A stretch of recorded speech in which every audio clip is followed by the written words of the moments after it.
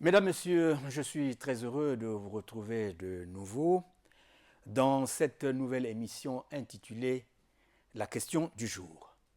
La question du jour est un magazine hebdomadaire qui traite des questions d'actualité.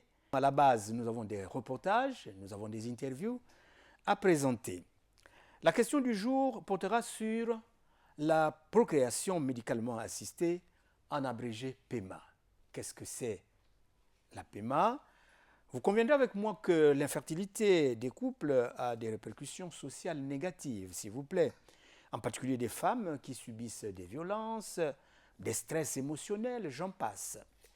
Avec l'évolution de la science et de la technologie, je peux peut-être me tromper, mais notre invité pourra nous le dire plus, que l'infertilité est désormais prise en charge par la PEMA.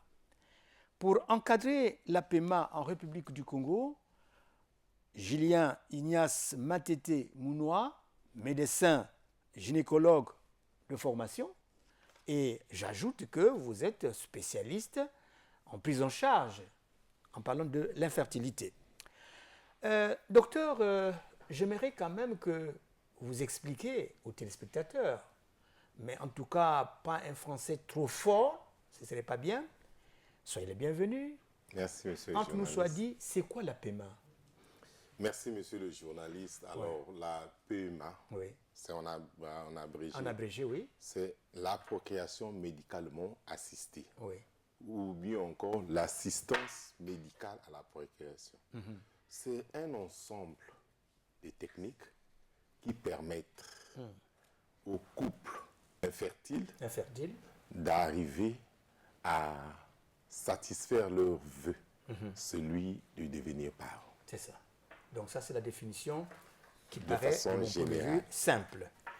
Alors, je veux savoir, quand vous réfléchissez, vous analysez, pourquoi toute une loi pour encadrer la PEMA? Est-ce qu'il y avait un vide juridique peut-être? Vide juridique, oui, mais voyez-vous, la procréation médicalement assistée, c'est de l'innovation technologique dans le domaine de la santé. C'est ça. Et dans tous les pays où cette technique se pratique, il y a une loi qui s'ensuit pour encadrer juridiquement cette activité. C'est ça. Parce que en dehors de la loi, sans la loi, on peut être amené à des dérives parce qu'on manipule les gamètes humains et ça peut être détourné à des fins commerciales. Alors quand il y a une loi, la loi légifère qui doit faire la PMA, quel centre qui doit faire, quelles sont les sanctions, qui a accès à la PMA. C'est pour encadrer cette activité. D'accord. Au plan international, au plan africain comme tel, est-ce que la PEMA a déjà été utilisée? Oui, la procréation médicalement assistée, c'est vieux dans le monde. Docteur, on aimerait quand même savoir, le premier bébé né de la PEMA, à quel âge? Alors, le premier bébé au monde est né en 78 au Royaume-Uni. En France, le premier bébé est né en 82. Mais au Congo, le premier bébé est né le 5 mars 2024. À ce jour, cet enfant a exactement 11 mois. Et il se porte bien. Il se porte très bien. Voilà. Il y a une question qui me trotte à l'esprit. On parle également des mères porteuses. Qu'est-ce que c'est? C'est dans le cadre de la PEMA aussi, ça?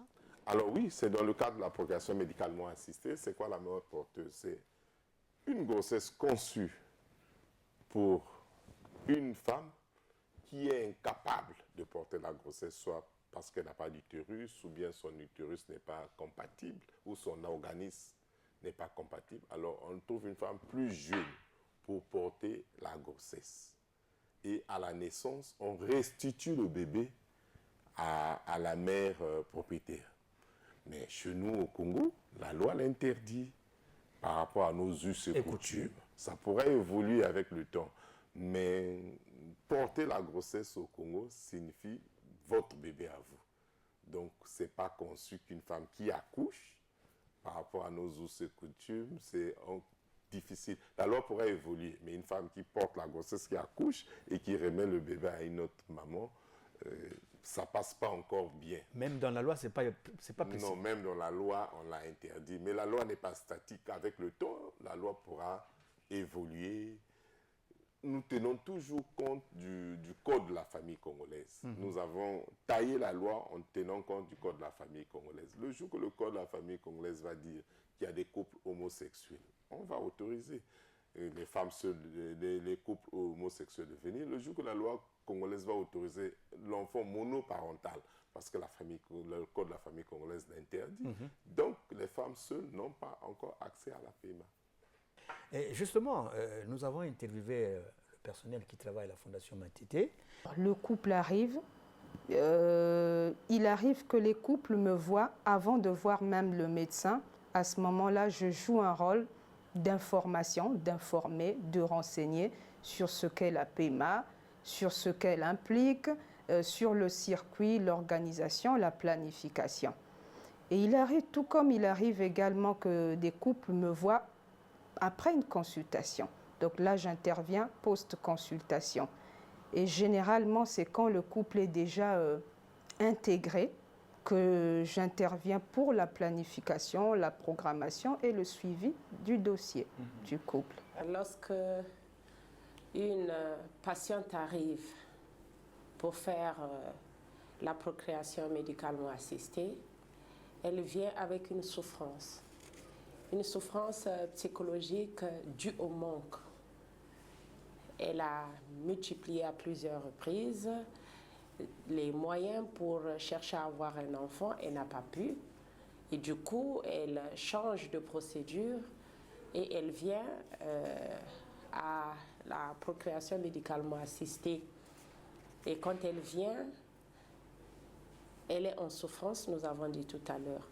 Cette souffrance peut ou ne pas provoquer un traumatisme. Donc, c'est une femme qui arrive avec un grand problème psychologique qu'il faut nettoyer pour faciliter le fonctionnement normal et équilibré des hormones. Parce que lorsqu'on est affecté psychologiquement, ça change le bon fonctionnement biologique. Donc, lorsque psychologiquement on est affecté, c'est lié aussi avec le fonctionnement physique. Donc, du coup, il faut nettoyer petit à petit cette souffrance avec des séances, à partir des séances psychologiques que nous initions avant, pendant et après.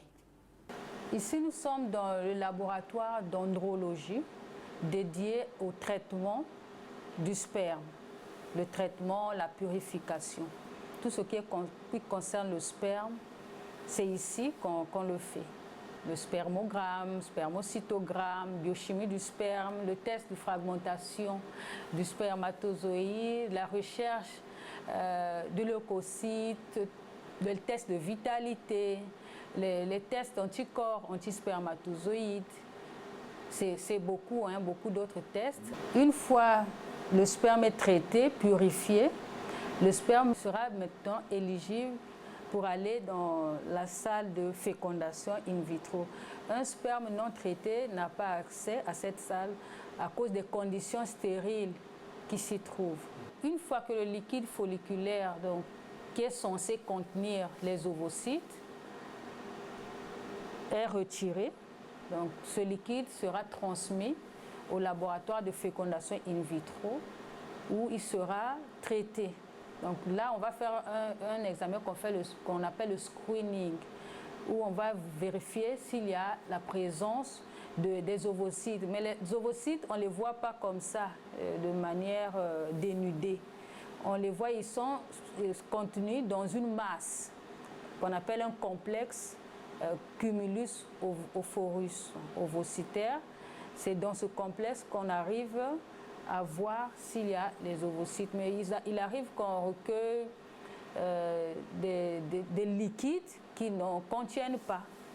Donc le liquide folliculaire est remis au biologiste. Le biologiste va traiter, va faire la fécondation avec le sperme, le spermatozoïde du conjoint.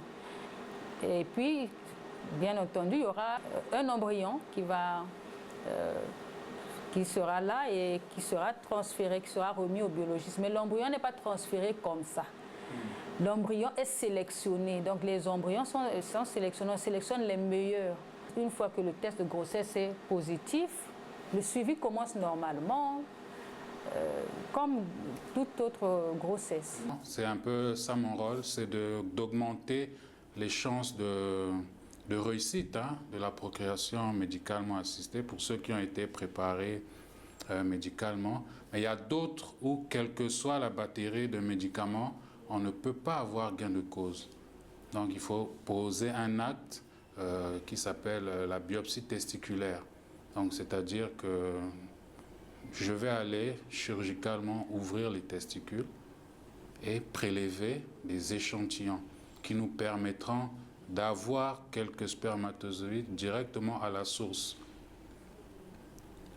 accompagnée de la biologiste, madame la directrice. Donc elle va récupérer l'échantillon de façon extemporanée, donc sur place, via des microscopes très sophistiqués, repérer les quelques spermatozoïdes. La difficulté, c'est que souvent la nature vous met dans le fait accompli. Vous pouvez aller, on va dire, ouvrir les testicules, prélever, mais il n'y a aucune production de spermatozoïdes. Là, il n'y a plus d'autres possibilités thérapeutiques d'aider ce malade. Alors, vénérable docteur, quand nous suivons, mais c'est quand même un processus très long, pourquoi tout ce processus? Parce que c'est de la technologie de pointe. Alors, vous voyez, la PMA, c'est l'ensemble, comme je le dis, c'est un ensemble de techniques qui permettent à un couple infertile qui, en dehors des traitements simples, n'a pas pu, Qu'on a essayé, oui, ça n'a pas pu marché. obtenir une grossesse. Et ce couple qui a le désir ardent d'avoir un enfant vient vous voir pour la procréation médicalement assistée. Et donc, après le premier contact avec l'assistante, ils sont d'abord vus par le gynécologue qui confirme effectivement que ce couple, pour avoir un enfant, doit bénéficier de la procréation médicalement assistée. Et après, ils sont envoyés chez le psychologue. Parce que la procréation médicalement, malheureusement, ne réussit pas à tous les essais. Il y a un pourcentage. Et donc, ils doivent être préparés, leur expliquer tout le déroulement. Et après, si le spermogramme n'est pas bon, l'urologue voit.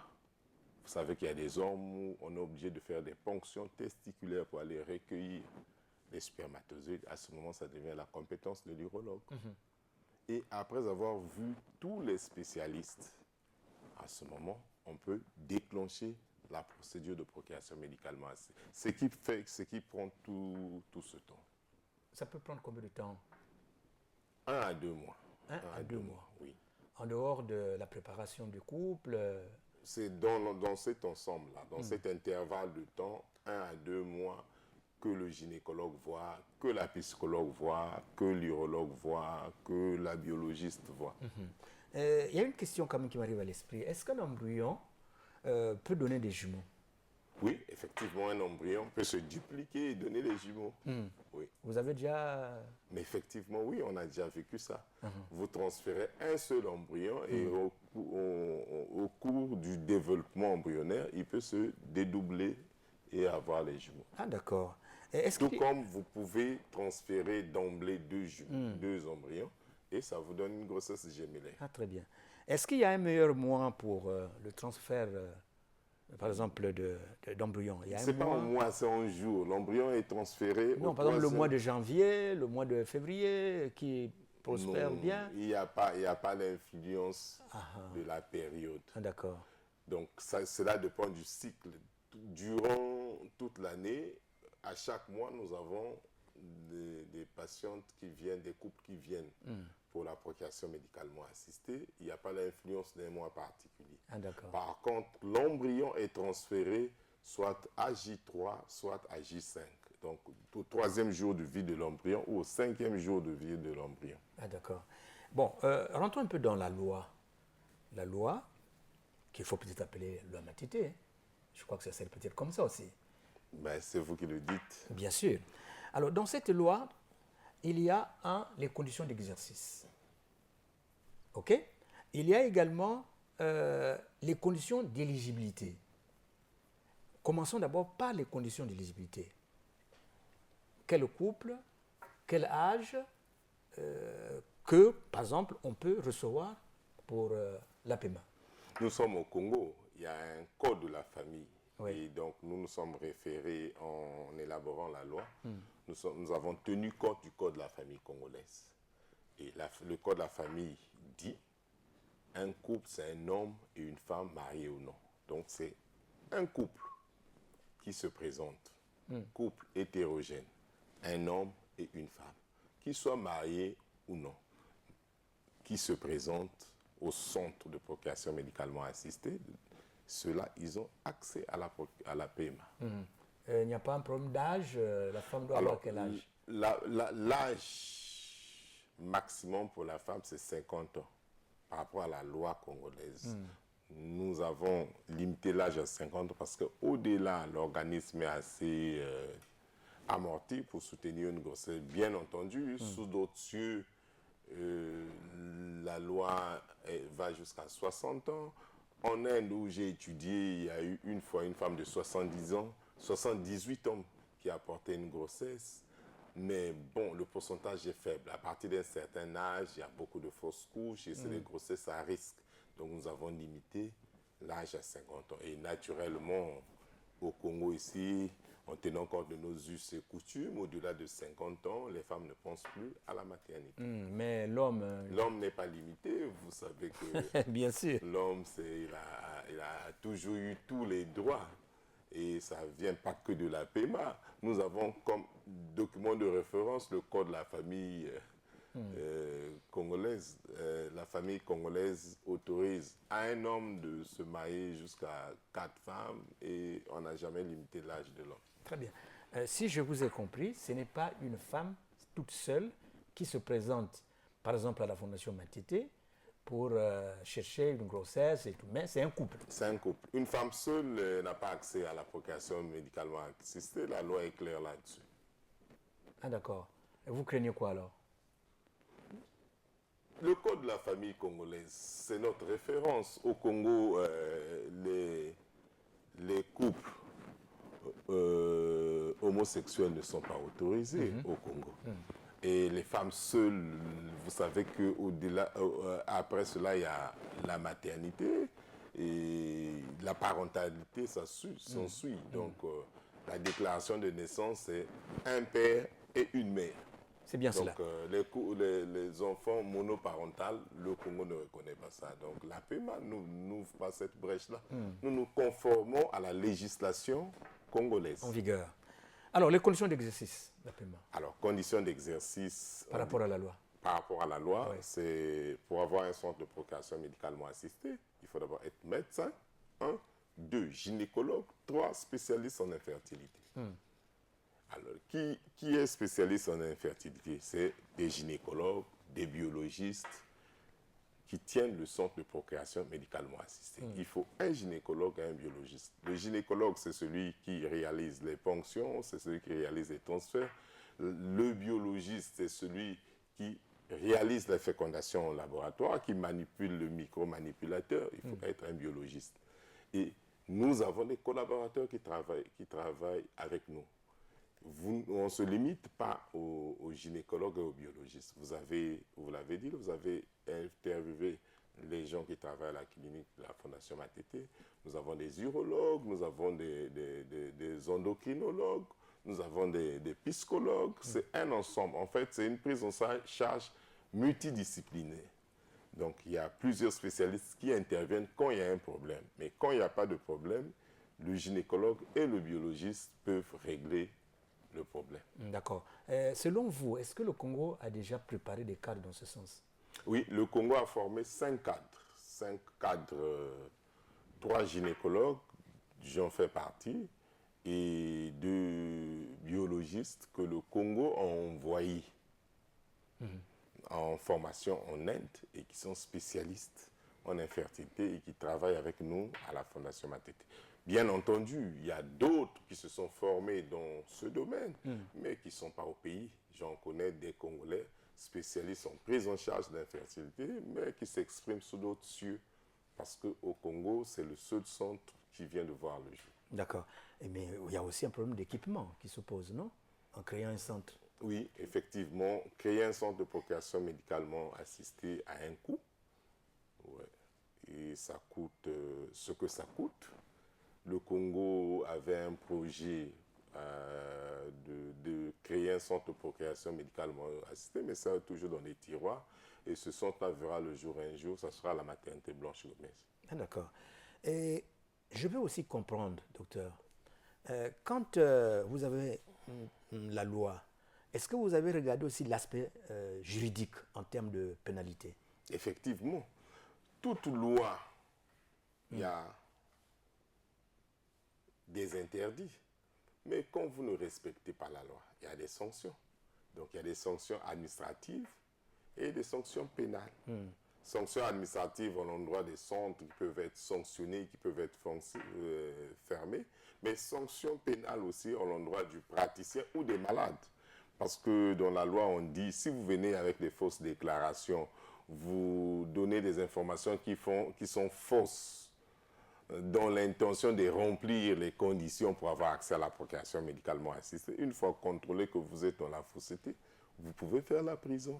Tout comme le praticien qui ne remplit pas les conditions. Il y a des interdits qui utilisent les embryons ou les gamètes humains à des fins commerciales, alors que c'est interdit par la loi, ou qui ne respectent pas la lettre, l'esprit et la lettre de la loi, il peut être sanctionné.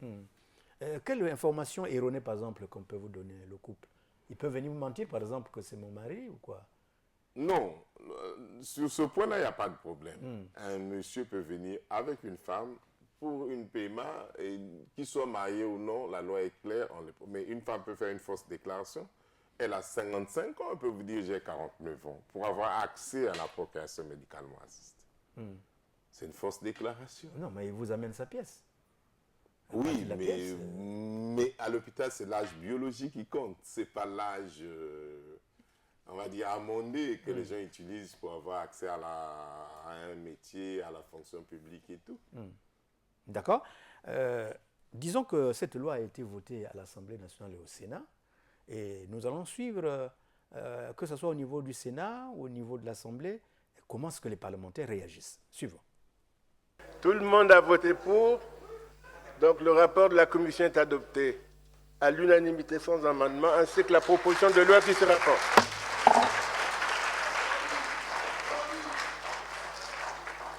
Bien, on félicite la commission ainsi que le promoteur, n'est-ce pas, de cette proposition de loi, l'honorable Matete. Bien, bravo, l'honorable sénateur.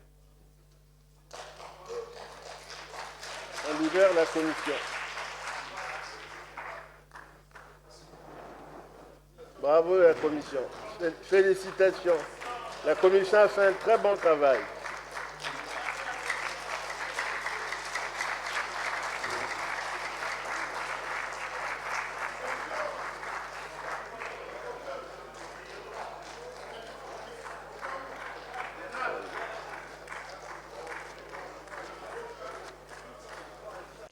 Alors, docteur, continuons notre petit entretien sur la PMA.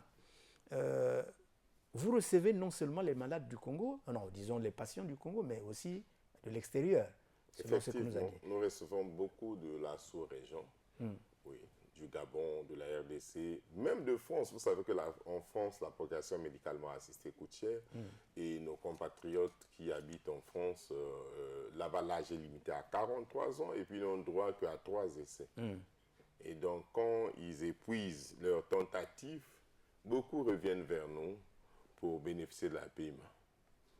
Ici, au Congo, c'est jusqu'à 50 ans. Donc, aujourd'hui, avec les femmes qui vont à l'école, elles pensent tardivement à la maternité. Donc, en Europe, elles sont surprises par l'âge et souvent, elles viennent de chez nous. Donc, nous avons déjà reçu des malades des États-Unis, de France et de la sous-région.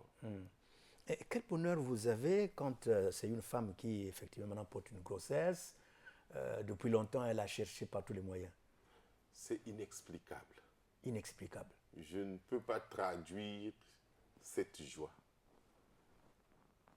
Pour la petite expérience, nous avons eu une femme, 48 ans, Sans citer son nom. sans citer son nom bien entendu, qui a fait 7 tentatives en Europe. 7 tentatives en Europe. Oui. Oui. Elle travaille au Congo, elle a essayé une seule fois, elle est tombée enceinte. On ne peut pas traduire cette joie-là.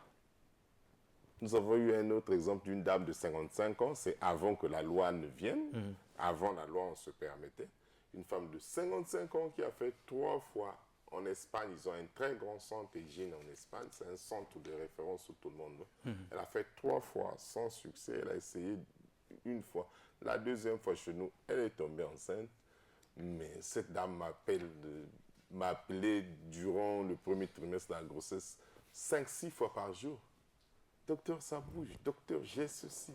C'est une joie, c'est un sentiment d'accomplissement et qui ne peut pas être traduit, ce sentiment-là. D'accord. Est-ce que vous avez pris aussi des dispositions pour la confidentialité, quoi, garder un peu le secret, j'allais dire?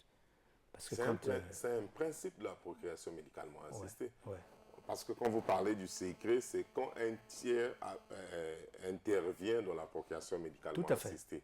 Une femme peut ne plus produire les ovocytes ou un homme être azosperme, ne pas produire les spermatozoïdes. À ce moment, pour arriver à réaliser la procréation médicalement assistée, un tiers intervient. Donc, le principe, c'est l'anonymat. Et la loi est claire là-dessus. Ces informations ne peuvent pas sortir. Sous d'autres cieux, on peut enlever l'anonymat. Au Congo, la seule possibilité, selon la loi, de lever l'anonymat, c'est informer au cas où le bébé qui naîtrait de la procréation médicalement assistée pose un problème de santé, le médecin traitant du bébé peut avoir recours aux informations. À ce moment, le centre peut être amené à donner des informations sur l'origine du don, de l'ovocyte ou du spermatozoïde. C'est la seule condition au Congo. Sinon, le verrou est là. D'accord. Et les donneurs, ils se bousculent quand même? Non, ils ne se bousculent pas malheureusement. Comme les Au donneurs de Congo, sang. ça vient d'arriver. Même les donneurs de sang ne se bousculent pas. L'État est obligé de faire des promotions, des activités pour que les gens viennent autour. Sinon, on fait intervenir, vous le voyez souvent, soit l'armée et tout. C'est la même chose en procréation médicalement assistée. Oui. Ils ne se bousculent pas. Ils ne se bousculent pas. Mais ce n'est pas que nous sommes en manque de... Parce que quand vous venez pour une procréation médicalement assistée et que vous avez eu le résultat que vous recherchez, on vous demande, mais le reste de vos spermatozoïdes, qu'est-ce que vous voulez? Est-ce qu'on peut... Oui, donc vous donnez votre accord de principe, vous remplissez le formulaire. En ce moment, c'est comme ça, pour l'instant, c'est comme ça que nous sommes en train de recueillir les ovocytes et les spermatozoïdes. Avec leur consentement. Exactement. Consentement éclairé. Éclairé, c'est-à-dire? On vous explique. On vous explique clairement. Qu'est-ce qu'on va faire de ça? Voilà. Et la loi est claire. Quelqu'un qui donne un don ne peut pas donner au-delà de 2 fois. Le Congo, on est un petit pays. Donc, si vous donnez au-delà de 10 fois, on va voir plein d'enfants qui vont vous ressembler dans la ville. Donc, on s'arrête à 2. Oui. Ah, d'accord. Mais en termes de difficultés, vous ne rencontrez pas de difficultés dans le paiement? C'est vrai, là, on a parlé des avantages, hein, mais en termes de difficultés. Oui, des difficultés, il y en a. Oui. Il y en a dans l'acquisition des intrants. Vous voyez, par exemple, les ovocytes et les spermatozoïdes se conservent dans l'azote liquide. Et ça ne se produit pas à Brazzaville. Nous sommes obligés de faire venir soit de Kinshasa, soit de Pointe-Noire. Et tenez-vous tranquille, nous perdons des bonbons. Les bonbons, c'est des bouteilles comme des thermos. L'azote liquide vient dans ces bouteilles. Et donc, le fait de déplacer, ça nous coûte ce que ça nous coûte. Et le litre d'azote liquide ramené avec les taxes autour de 15 000 francs. Donc, vous êtes obligé de débourser autour de 2 millions par mois pour conserver les ovocytes, les spermatozoïdes et les embryons dans de l'azote. Il vous faut 3 bonbons. Bonbons d'ovocytes, bonbons de spermatozoïdes et bonbons d'embryons. Autre Et difficulté? Autre difficulté, c'est les médicaments. C'est des médicaments, on va dire, spécifiques des gonadotrophines que nous, on utilise pour stimuler les femmes afin de produire les ovocytes. Vous ne les trouvez pas dans les officines, les pharmacies de la ville, vous ne les trouvez pas. Donc, c'est une commande spéciale que nous faisons à la maison mère, donc à l'usine, via les intermédiaires. Et ces médicaments viennent dans des réfrigérateurs, on va dire. Parce que ces médicaments doivent être conservés à moins minimum 8 degrés. Au-delà, quand la température s'élève, les médicaments s'abîment. Donc, il faut respecter la chaîne de froid. Et c'est des médicaments particuliers qui coûtent excessivement cher et qui font que la PMA a un coût relativement élevé, mais c'est à cause des intrants. Est-ce qu'un fonctionnaire moyen arrive à votre centre Bien pour la sûr, PMA? oui, Parce que tout à l'heure, vous avez dit que après quelques économies, parce que la prise en charge au laboratoire de PMA coûte 2 millions, en dehors des médicaments. En dehors des médicaments de stimulation. Plus la femme est jeune, plus la stimulation coûte moins cher. Plus elle est âgée, plus il faut de fortes doses, ce qui fait que en moyenne, autour de 3 millions. Quand on est jeune, autour de 2,5 millions, on peut avoir accès à la procréation médicalement assistée. Là, je parle de l'ICSI, donc la technologie de pointe. Sinon, la procréation médicalement assistée, il y a l'insémination qui ne coûte pas cher. À Brazzaville, elle coûte 150 000 francs. L'insémination consiste à traiter les spermatozoïdes et à les mettre au fond de l'utérus. Cette technique ne coûte pas cher. Mais la procréation médicalement assistée a d'autres techniques comme l'ICSI. Donc l'injection intracytoplasmique du spermatozoïde. On identifie un spermatozoïde, on l'isole, on identifie un ovocyte, on l'isole et on injecte au laboratoire. Ça, c'est l'ICSI. C'est la technologie de pointe. Et le lendemain, on vient contrôler si la fécondation a eu lieu. Et après 3 jours ou 5 jours, on transfère dans l'utérus maternel. Il y a aussi la FIV classique. Donc, on prend les spermatozoïdes, on les traite, on isole un ovocyte, on le laisse avec les spermatozoïdes et puis un seul spermatozoïde va le féconder. Donc la technique de pointe, c'est l'ICSI. Et à la clinique de la Fondation Matete, nous faisons 4. Au début, on a fait quelques FIV, mais là, nous faisons tout en ICSI. Donc nous faisons que de l'ICSI. On ne fait pas la FIV classique.